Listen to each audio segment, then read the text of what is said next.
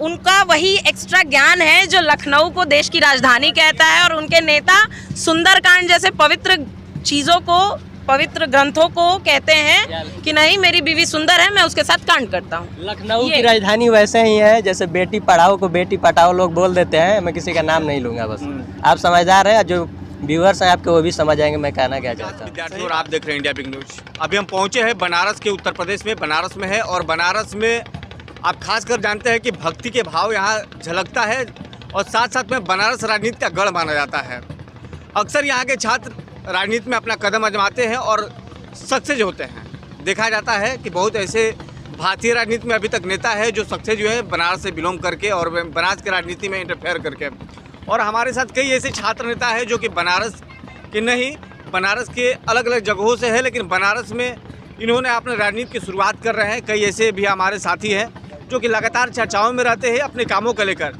लेकिन जिस प्रकार से उत्तर प्रदेश के चुनाव है, और ये जो है जानकी घाट, बनारस की जानकी घाट है, और जानकी घाट पर हम लोग उपस्थित हैं और इन लोगों से जान लेते हैं कि ठीक है कि मान लीजिए कि आप अदर स्टेट के हैं, लेकिन राजनीति तो बनारस की करते हैं, क्या लगता है? पहले तो हम बता दें कि हम लोग राजनीति करते नहीं, बस स्टूडेंट हैं, अपना राय दे सकते हैं। हाँ, राय दीजिए। पूछिए क्या पूछ, राजनीति का राय दीजिए कि इस बार क्या आपको दिखने को लगता है। जब आप कितने दिन से यहाँ है बनारस में?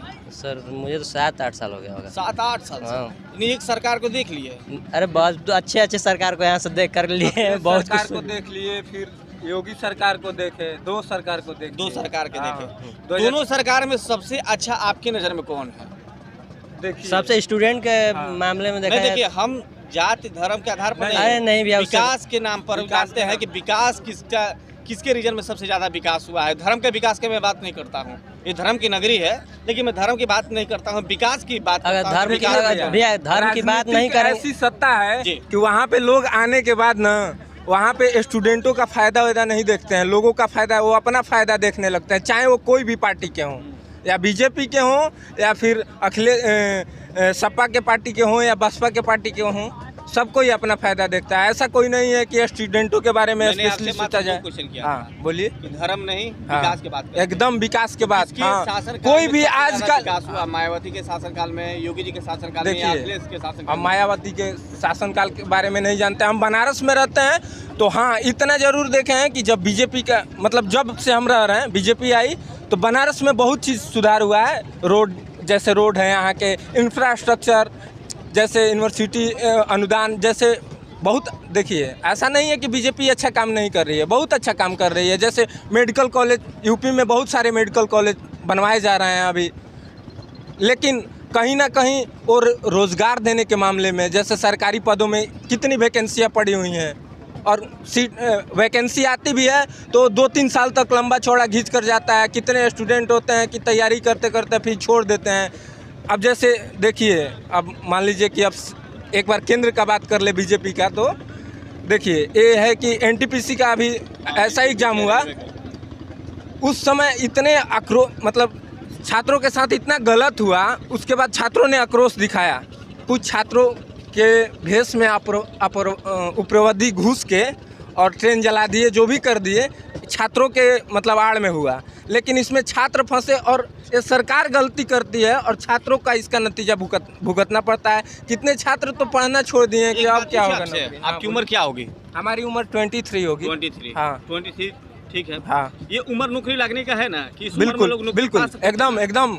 अभी हम लोग नौकरी के लिए लगभग 17 साल से ही, मतलब मैं ग्रेजुएशन में एडमिशन लिया BHU बनारस हिंदू यूनिवर्सिटी 2017 में, मेरा 2020 में ग्रेजुएशन फाइनल हो गया। मैं 3 साल उसके बाद सफ़र किया ग्रेजुएशन के बाद, अभी तक कहीं जॉब भी आती है तो इतना लंबा चौड़ा उसका प्रक्रिया बन जाता है, इतना लंबा चौड़ा खींचा जाता है कि मतलब बहुत समय लग जाती है। हाँ, ऐसा नहीं है कि सरकार, देखिए सरकार अच्छे भी काम करती है, लेकिन कुछ ऐसे काम कर देती हैं जो अधिकतर, जब बात किया जाता है रोज़गार, हम लोग की सबसे बड़ी कमजोरी क्या है भारत की? रोज़गार। आजकल सबको अगर रोज़गार हम लोग को मिल जाएगा, किसी भी, अगर हमारे घर में एक रोज़गार होगा सरकारी, सबके घर में ऐसा हो सकता है, तो आदमी अपने आप, हमारा देश सब देश से आगे बढ़ जाएगा और हम लोग का विकास अपने आप हो जाएगा। किसी को करने की कोई ज़रूरत नहीं। अगर मान लीजिए हम नौकरी में चले गए, हमारे पास पैसा आने लगा, हम अपना घर बनवा लेंगे, सब कुछ कर लेंगे। चलिए आप भी हैं, क्या लगता है इस सरकार से कितना अपेक्षा आपके साथ था? जी, चूँकि हम लोग एक स्टूडेंट हैं और काशी में रह रहे हैं, तो अपेक्षाएं एक नागरिक के तौर पर अभी ग्रेजुएशन में मैं हूँ, और इससे पहले जब सरकार आई उस समय मैं 10th शायद पास की आपका हुई थी। टारगेट क्या है? आप ग्रेजुएशन में तो आपका टारगेट क्या है? किस काम के लिए आप हैं? क्या कीजिएगा? ग्रेजुएशन कर रहे हैं, कौन सा नौकरी प्राप्त करने के लिए ग्रेजुएशन कर रहे हैं? जी, अभी तो ऐसा कुछ नौकरी का नहीं सोचा है। अभी एकेडमिक्स में मेरा मास्टर्स होने वाला है, मास्टर्स एंट्रेंस है।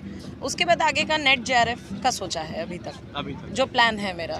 तो उस समय की बात तो मैं नहीं करूंगी, मैं अभी की और पिछले 5 साल की बात करूंगी। तो मैं काशी में 3.5 साल से रह रही हूँ। यहाँ के इंफ्रास्ट्रक्चर डेवलपमेंट से ले लीजिए आप, विधानसभा दक्षिणी में वो क्षेत्र पड़ता है जहाँ नई पार्किंग बनी है, उसके वजह से ये पूरा जो गोदौलिया का रूपरेखा है कितना अच्छे से बदल गया है, वो हम लोग सब देख रहे हैं। उसके बाद हम ठीक है उसको धार्मिक या आस्था के तौर पर नहीं जोड़ रहे हैं किसी भी चीज़ को, लेकिन विश्वनाथ कॉरिडोर बना है तो इससे टूरिज्म पर भी प्रभाव पड़ा है, रोजगार पे प्रभाव पड़ा है, रोजगार पे प्रभाव पड़ा है, टूरिज्म पे प्रभाव पड़ा है। देश विदेश से लोग आ रहे हैं अपना कॉरिडोर घूमने, और ये आएंगे लोग, तो इससे बहुत इकोनॉमिक ग्रोथ भी होने वाली है हमारे काशी की। तो यही है। काशी के स्पेशल बात करते हैं कि जैसे आप कभी ग्रामीण क्षेत्रों में गए, उत्तर प्रदेश के जो ग्रामीण क्षेत्र उसमें गए हैं? जी, क्या लगता है वहाँ पर कितना विकास होना चाहिए?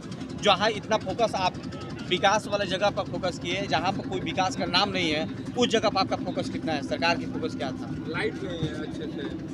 जी देखिए, मैं मोहम्मदाबाद विधानसभा की मूलतः निवासी हूँ, मेरा पैतृक निवास है वहाँ। तो अभी वहाँ पर भाजपा का ही विधानसभा है, वही भाजपा सरकार में है। तो रोड्स, इलेक्ट्रिसिटी सप्लाई, ये जो बेसिक चीज़ें हैं जो एक ग्रामीण मांगता है, ग्रामीण निवासी मांगता है, हर वर्ग के लोग जो मांगते हैं, वो रोड, इलेक्ट्रिसिटी, ये 2 चीज़ें हैं। पानी की व्यवस्था, फिर शौचालय वाली व्यवस्था, निवास की व्यवस्था, जो सारी बेसिक चीज़ें हैं ये बहुत अच्छे से हमारे विधानसभा में दी गई हैं। अलका राय पिछले 5 साल से विधायक थीं और इस साल भी भाजपा की प्रत्याशी हैं, और इस साल भी पूर्ण बहुमत से आएंगी, मुझे ऐसा लगता है उस विधानसभा में। मैं उसी विधानसभा की बात करता हूँ। 2-4 झोपड़ियों में गया, 2-4 गांव के शेड्यूल कास्ट की झोपड़ी मैंने प्रवेश किया, तो उन्होंने साफ तौर पर कहा कि केवल यहाँ पर जात की बात की जाती है और अपनी समाज की बात की जाती है, विकास का कोई शब्द नहीं होता है कि जो इस विधानसभा आपको देखने को मिलेगा। दूसरी बात मैं बता दूं, वहाँ के लोग यही कहते हैं कि मुझे शिक्षा दे दीजिए, रोजगार दे दीजिए। मुझे आपका अनाज से कोई मतलब नहीं है, आप मुझे 5 साल अनाज खिलाएगी उससे कोई फ़र्क नहीं पड़ता। मैं अनाज खरीद लूँगा, मेरे पास रोजगार रहेगा तो मैं अनाज खरीद सकता हूँ, शिक्षा दे दीजिए। तो कि उसके लिए क्या कहते हैं? जी देखिए, झुग्गी झोपड़ियों की अगर बात करें तो ये जो बेसिक काम जात पात का जो बात है, जो वो लोग कह रहे हैं, ये बेसिक ग्राम प्रधान या गांव के ही वो लोग जो वहाँ रह रहे हैं, उन्हीं में से कोई प्रत्याशी आ रहा है और वही ये अफवाह फैला रहा है। जैसे मैं एग्जांपल बताऊं, अगर कोई ब्राह्मण प्रधानी के चुनाव में लड़ा है तो पक्का वो पूरा ब्राह्मण समाज, गांव का हम अगर बात करें, ब्राह्मण समाज और कुछ अपर कास्ट समाज एक तरफ हो जाएंगे। तो ये चीज़ें तो नीचे से फैल रही हैं, ये ऊपर से इसका कोई लेना देना नहीं। और जहाँ तक एकेडमिक्स इंस्टीट्यूशन का बात है, तो मैं जिस क्षेत्र की रहने वाली हूँ उसके आसपास मोहम्मदाबाद क्षेत्र पड़ता है, बहुत डेवलप्ड है। शेरपुर में एक इंटर कॉलेज खुल गया है, बहुत नज़दीक है मेरे गांव से। तो ऐसे अगल बगल के गांव में हाँ ये पॉसिबल तो अभी नहीं हो पाया है, और कामना करते हैं कि आगे की सरकार करे कि हर गांव में एक इंटर कॉलेज रहना चाहिए। ऐसा तो अभी नहीं हुआ है, लेकिन आसपास के बहुत सारे गांव में बहुत कनेक्टिंग रास्तों से पहले जो दिक्कतें होती थी, घर के लोग नहीं जाने देते थे बहुत दूर लड़कियों को या लड़कों को, अभी ऐसी कोई दिक्कतें नहीं है। ट्रांसपोर्ट अवेलेबल है, सब कुछ अवेलेबल है, तो डेवलपमेंट तो है।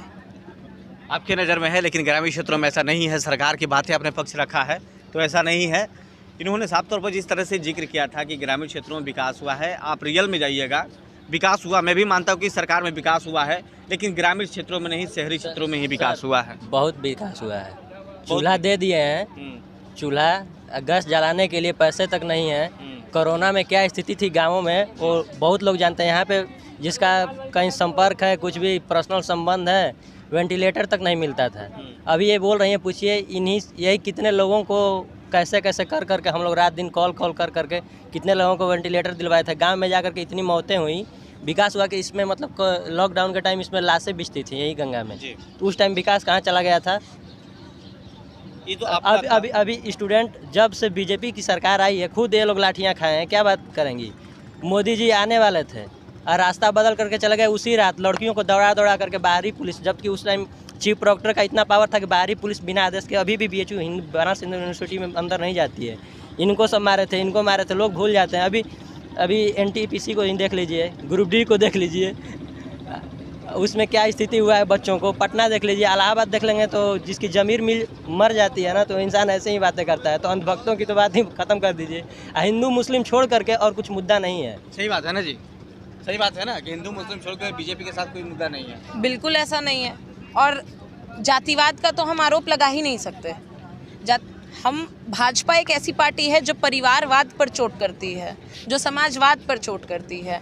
आप देखिए पूरी भाजपा की टीम को देखिए ना, कम्युनिटी, आप कम्युनिटी, आप भाजपा देखिए RSS का एक संगठन है, ठीक है। लेकिन ये जो आप कह रहे हैं कि भाजपा सिर्फ एक जाति को सपोर्ट करती है या जाति धर्म के नाम पर धर्म को सपोर्ट करती है, तो आप देखिए जो भाजपा की टीम है, चाहे प्रदेश की टीम लीजिए चाहे राष्ट्रीय टीम लीजिए, कोई एक परिवार एक कम्युनिटी का कोई नहीं है, हर कम्युनिटी के लोग हैं उसमें। आप क्यों नहीं देख रहे हैं हमारे राष्ट्रीय अध्यक्ष JP नड्डा जी हैं, हमारे अमित शाह वो गुजराती हैं, वो कहीं और के हैं, तो बहुत सारी चीज़ है ना, डिफरेंस है। हाँ, इसीलिए तो कहिएगा, ऐसा कहिएगा तो लखनऊ भी हमारे देश की राजधानी है, ऐसा कहिएगा तो हमारे देश की राजधानी लखनऊ है भाई। और सपा के नेता कहते हैं कि मैं अपने घर पे, नहीं ये सुन लीजिए, सपा के नेता कहते हैं कि मैं अपने घर पे सुंदरकांड का पाठ करवाता हूँ क्योंकि मेरी बीवी सुंदर है और मैं उसके साथ कांड करता हूँ। ये भी मैंने देखा है, ये भी देखा है। तो सारी चीज़ों को देखिए, लेकिन ऐसा नहीं। लेकिन बार बार आपका अमित शाह जी वाला जबान क्यों फिसल जाता है? कम से कम अमित शाह जी ये एक्सेप्ट तो करते हैं कि हाँ भाई जबान फिसल गई, एक बार फिसल लेकिन गई है। अखिलेश जी, उनका वही एक्स्ट्रा ज्ञान है जो लखनऊ को देश की राजधानी कहता है, और उनके नेता सुंदरकांड जैसे पवित्र चीज़ों को, पवित्र ग्रंथों को कहते हैं कि नहीं मेरी बीवी सुंदर है, मैं उसके साथ कांड करता हूँ। लखनऊ की राजधानी वैसे ही है जैसे बेटी पढ़ाओ को बेटी पटाओ लोग बोल देते हैं। मैं किसी का नाम नहीं लूँगा, बस आप समझदार है, जो व्यूअर्स हैं आपके वो भी समझ आएंगे मैं कहना क्या चाहता हूँ। सही बात, सही वही बात है। यानी देखिए बनारस है, बनारस में आप राजनीति से तालमेल रखते हैं तो इस वीडियो को जरूर देखिएगा, क्योंकि 3 शब्द आपको जरूर महत्वपूर्ण मिला होगा जो मैं आपको इसमें दिखाऊंगा।